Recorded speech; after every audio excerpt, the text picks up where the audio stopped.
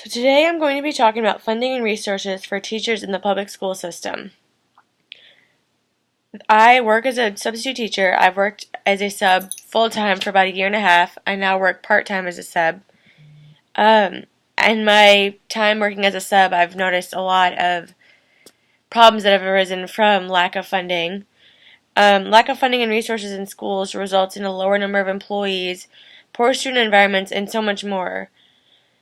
One day when I was subbing, I showed up to a classroom and I did not have any lesson plans, and it turned out that I didn't have lesson plans because the teacher's allotment or allotted amount of paper had been used up, so she could not print a lesson plan for me to use. Most states have cut school funding after the recession hit. Teachers and funding have been cut drastically, which has had some negative impacts. And most states are still spending less than 20% per pupil than they were in 2008. Cuts in funding. Next slide.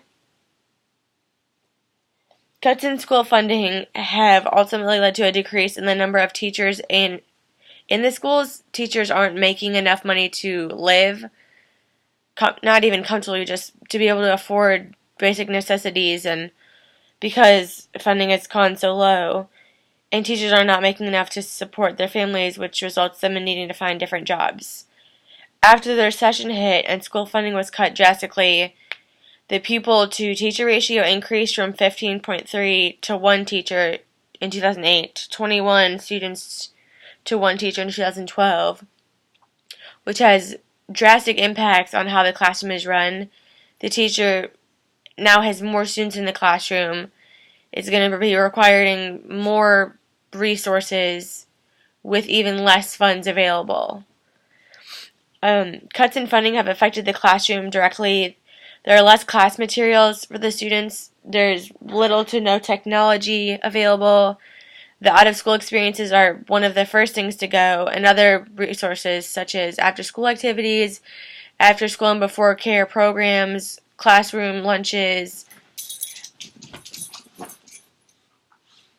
So the funding can be restored by different things, such as parents attending children's school functions, parents donating to school events, fundraisers, things like they sell chocolate bars or, different things like that.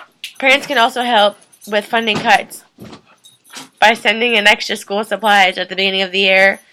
This prevents the teacher from having to pay out of pocket for more school supplies, because I've seen it happen before where a teacher gets to about 2 months before the school year is going to be over and they are out, their markers are all dried up. So if the teacher had the necessary funds, they could use those to buy new markers. But because the funds are cut short, the teachers are then forced to replace school supplies that they run out of. So parents can send things in like Kleenex, pencils, markers, glue, any type of school supplies really that would be needed in a classroom. Increasing financial support can also help K-12 schools implement certain reforms, such as hiring and retaining teachers. If a teacher is able to make more and be less stressed with a more income, they're going to want to continue to work there. It would reduce class sizes, which makes it easier for the teacher to teach and also better for the student's learning experience. It also expands the availability of high-quality education in the early years. And although we can't directly increase the financial support the schools receive because we don't control direct school funding, we can do smaller actions, as I've mentioned earlier, such as donating classroom supplies, attending school fundraisers. I encourage you to make these small changes because the small changes add up and eventually lead to big changes. You can improve the school systems and enhance the students' learning experiences. Wouldn't you want your student to have access to adequate resources in their schools?